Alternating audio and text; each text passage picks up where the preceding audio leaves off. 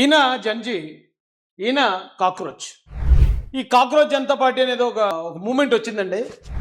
కానీ దీని మీద కొద్దిమంది వినిపిస్తున్న వాదనలు కొంచెం ఆశ్చర్యంగా ఉన్నాయి. ముఖ్యంగా మన మాజీ ముఖ్యమంత్రి జగన్మోహన్ రెడ్డి గారు మాట్లాడిన మాటలు విన్నాక అసలు ఎట్టిపోతున్నాం మనం మన ఆలోచనలో అనిపించిందండి.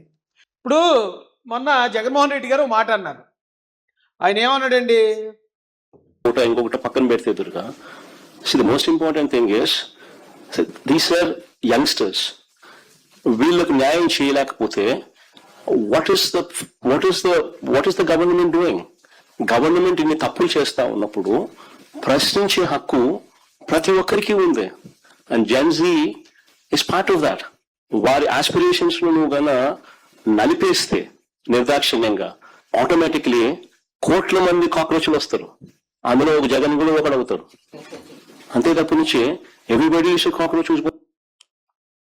యంగ్స్టర్స్ అందరూ కాక్రోచెస్ అంటాడు మాజీ ముఖ్యమంత్రి జగన్ గారు. అందులో జగన్ గారు కూడా ఒక కాక్రోచ్ అంటున్నాడు. మరి అదేంటో విచిత్రం, నాకు అర్థం కాదు. అంటే ఈయన యంగ్స్టరా? అది ఒక నా ఫస్ట్ అనుమానం. అయితే ఎక్కడి నుంచి వచ్చింది ఈ కాక్రోచ్ అనే మాట? ఏ క్రమంలో ఇది బయటకు వచ్చింది? అసలు ఈ కాక్రోచ్ మూమెంట్ అనేది ఎక్కడి నుంచి వచ్చింది?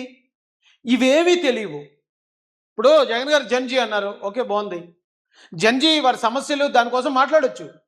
కానీ నేను కాక్రోచ్ని అంటాడేంటి? ఏమండి, ఈయనతో పాటు నిన్న అక్కడ ఏదో జరిగిందో మీటింగ్. కాక్రోచ్లు ఏం చేస్తాయి? చీకట్లో ఉండి రహస్యంగా అనగబట్టి కాలుతో తొక్కినా కూడా చనిపోకుండా బతుకు పోరాటం చేస్తాయి. కాక్రోచ్లను పొగుడుతున్నారేంటి? కాక్రోచ్లట చీకట్లో ఉంటాయట, రహస్యంగా ఉంటాయట, అనగబెట్టి తొక్కినా చనిపోకుండా. అనగబెట్టి తొక్కితే చనిపోవా? కాక్రోచ్లు తొక్కితే మొత్తం మటస్ అయిపోతాయి. కాక్రోచ్లు చనిపోవడం ఏంటి?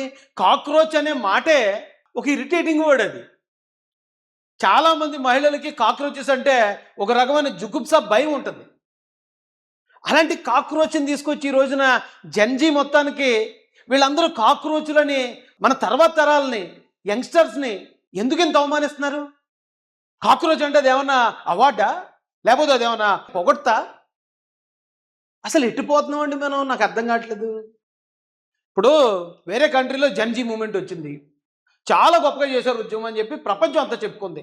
అది వాళ్ళని జన్జీగా గుర్తిందాం, మన యువతగా, మన దేశ భవిష్యత్తుగా గుర్తిందాం, కాక్రోచెస్గా గుర్తించొద్దండి. అయితే వాళ్ళు సీజేపీ అని పెట్టుకోవడంలో వాళ్ళకు ఒక అర్థం ఉంది. కానీ మనం వాళ్ళని అలా గుర్తించడం, కాక్రోచెస్ని పొగడటం, కాక్రోచ్ చాలా దేశ సేవ చేస్తున్నాయి, ఇప్పుడు దేశాన్ని లేకపోతే వ్యవసాయాన్ని కాక్రోచెసే కాపాడుతున్నాయి అంటారేంటి? జగన్ గారు కూడా నేను కాక్రోచ్ అంటాడేంటి? అసలు ఈ కాక్రోచ్ అనే పదం ఎక్కడి నుంచి వచ్చింది? ఇది ఒక జడ్జి గారు ఏదో తీర్పిస్తున్నారు కోర్టులో. అక్కడ ఉన్న యువత ఏదో పొరపాటు చేశారో లేదో సంథింగ్ ఏదో జరిగింది. ఇలాంటి యువత అంతా ఇలా చేస్తున్నారు, ఇలా తప్పు చేస్తున్నారు అనే ఉద్దేశంతో అక్కడ ఉన్న తప్పు చేసిన కొద్ది మందిని ఆయన ఉద్దేశంలో ఆయన జనరలైజ్ చేసుకొని మాటలు మాట్లాడాడు. అది తప్ప రైట్ అనేది జడ్జి గారు కాబట్టి దాని గురించి నేనేం చర్చించను. ఆయన తప్పు చేసిన ఆ యువత ఎవరైతే ఆయన కళ్ళ ముందు ఉన్నారో, ఆయన ఊహలో ఉన్నారో వాళ్ళని కాక్రోచెస్ అని తిట్టాడు. Don't get any employment, they don't have any place in profession. Some of them become media, some of them become social media, some of them become RTI activists, some of them become another activists, and they start attacking everyone. And you people file contempt petition because I go to taking up the matter of as if there are already parasites in society. You attack you people, you attack the system, and you want to join hands with them. No, I understand.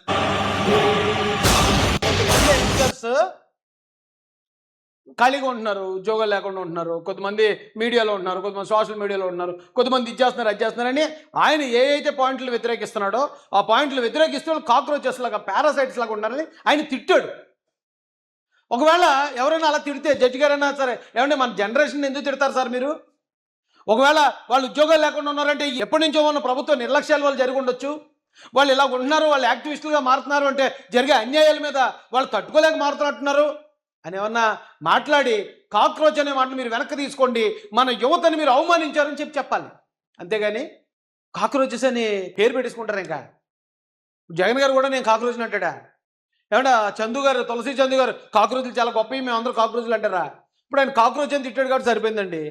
అదే పందికొక్క అని తిట్టుంటే, కుక్క అని తిట్టుంటే, ఎదవల్లారని తిట్టుంటే, ఇంకా దారుణమైన తిట్లు తిట్టుంటే ఆయన ఒకవేళ యాదవ్ అన్నాడు అనుకో, ఎస్ మేము యాదవులు అంటారా? లేకపోతే ఆయన ఇంకో బాస్టర్డ్ అని ఇంకా దారుణమైన తిట్లు ఎస్ మేము బాస్టర్డ్స్ అని చెప్పి పెట్టుకుంటారా? పెట్టరు కదండి.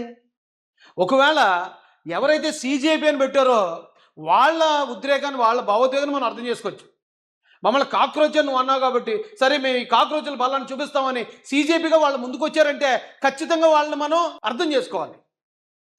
మమ్మల్ని కాక్రోచెస్ అంటావా, సరే ఈ కాక్రోచ్ బలం ఏంటి చూపిస్తాం చూడని వాళ్ళు చేశారనుకుంటే వాళ్ళకి మాత్రమే న్యాయం అది. అంతేగాని మాజీ ముఖ్యమంత్రి గారు వచ్చి నేను కాక్రోచ్ని అనకూడదండి. లేకపోతే ఇంకొకరు ఎవరు వెళ్ళి మేము కాక్రోచులు చాలా గొప్పవి అనకూడదండి. అరే కాక్రోచ్ అన్నాడు కూడా సరిపోయిందండి. అంతకన్నా పెద్ద మాట ఏదైనా తిట్టుంటే ఆ తిట్టుని రోజు నెత్తి మీద రాసుకుని తిరిగేస్తామేంటి? అయితే జగన్మోహన్ రెడ్డి గారు చిన్న కాక్రోచ్తో పోల్చుకుంటున్నారు, కానీ వైసీపీ పార్టీని ఈ రాష్ట్ర ప్రజలు పందికొక్కులతో పోలుస్తారు. ఇప్పుడు కాక్రోచ్ ఏం చేస్తుందండి, మహా అయితే ఆ కిచెన్లో అటు ఇటు తిరుగుతుంది, మనం తినే తినుబండాల మీద తిరిగి అట్లా పాడు చేయడం ఏదో చిన్నగా, దానివల్ల పెద్ద డ్యామేజ్ ఏమి ఉండదు, కొంచెం చిరాకు పడతారు ఆడవాళ్ళు అంతే. కానీ పందికొక్కులు అలా కాదండి. మనం ఎంత మంచి ఇల్లు ఎంత పెద్ద ఇల్లు ఉన్నా సరే ఆ ఇంటిని ధ్వంసం చేస్తే మనకు తెలియకుండా లోపలంతా గొల్ల చేసేస్తాయండి పునాదుల్లోకి. పైకి బాగానే కనిపిస్తుంది కానీ లోపలంతా డొల్లైపోయి ఉంటుంది. వైసీపీ పార్టీ ఈ రాష్ట్రాన్ని అలా డొల్ల చేసింది.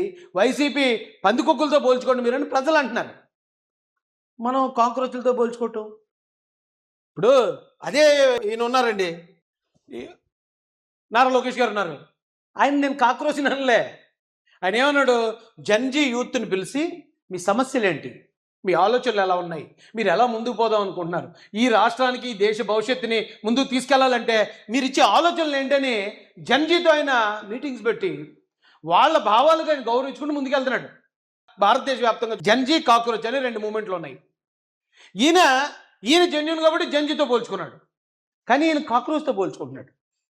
నేను కాక్రోచ్ అంటున్నాడు. మన ఆలోచనలు ఎలా ఉన్నాయో ఒకసారి ఆలోచించుకోండి.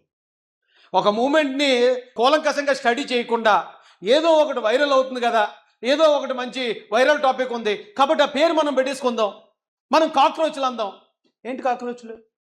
ఈవేళ కాక్రోచ్ మూమెంట్ అని చెప్పి చాలామంది యువత జీవితాన్ని ఒక రకంగా డేంజర్లో పెడుతున్నారు అనిపిస్తుంది నాకు. ఎందుకంటే cockroach movement anti BJP, anti central government అని మొదలు పెడుతున్నారండి. అమాయక యూత్ ఏదో మూమెంట్ వచ్చింది, మేమే జన్జీ అంతా కలిసి వెళ్ళాలని వెళ్తున్నారు. అక్కడికి వెళ్తున్నప్పుడు అక్కడ ఉన్న కేసులు లేకపోతే అక్కడ ఉన్న పోలీసు రిస్ట్రిక్షన్స్ ఇవేమీ తెలుసుకోకుండా వెళ్ళి చాలామంది అవమానపడుతున్నారు. ఇప్పుడున్న పరిస్థితుల్లో భారతీయ జనతా పార్టీని ఎదిరించడానికి 120 సంవత్సరాల చరిత్ర కలిగిన కాంగ్రెస్ పార్టీకి సాధ్యం కావట్లేదు. ఈ యువతను మనం రెచ్చగొట్టి మీరంతా కూడా బీజేపీకి యాంటీకి వెళ్ళిపోండి అని కొద్దిమంది మేధావుల ముసుగులో మన యువతను రెచ్చగొట్టి మీరందరూ కాక్రోచ్లు అని చెప్పి వాళ్ళని అవమానకరంగా మాట్లాడి ఇలా తీసుకెళ్ళడం కరెక్ట్ కాదు కదండి. అందరూ మన పిల్లలే కదా వాళ్ళు. ఒకవేళ వాళ్ళు మమ్మల్ని కాక్రోచ్ అన్నాడు కాబట్టి సరే మేము కాక్రోచ్లమే అని వాళ్ళు అన్నా, బాబు మీరు కాక్రోచ్లు కాదు, మీరు భారతదేశ భవిష్యత్తు, ఈ దేశ నిర్మాణంలో మీరు ఒక సోల్జర్స్. మీరు కాక్రోచెస్ ఏంటి? ఒకవేళ ఎవరో మిమ్మల్ని కాక్రోచ్ అని తిడితే వీఆర్ నాట్ కాక్రోచెస్ అని చెప్పండి, లేకపోతే ఇదిగో మా బలం ఇదిగో, వీఆర్ లయన్స్, వీఆర్ టైగర్స్ అనండి. అంతే తప్ప మేము కాక్రోచ్లు కాదు అని ప్రూవ్ చేసుకోండి అని చెప్పాలి. కానీ ఆయన కాక్రోచ్ అంటే నేను కాక్రోచ్ అని నేనంటే ఎస్ కాక్రోచ్ అంటారా? కాక్రోచ్ అంటే ఒక జుగుప్సాకరమైన ఒక పదార్థం, అది దాన్ని పట్టుకొచ్చి మన భారతదేశ యువతకు పెట్టి ఈ యువతను అవమానించొద్దు అనేది నా పర్సనల్ ఒపీనియన్ అండి.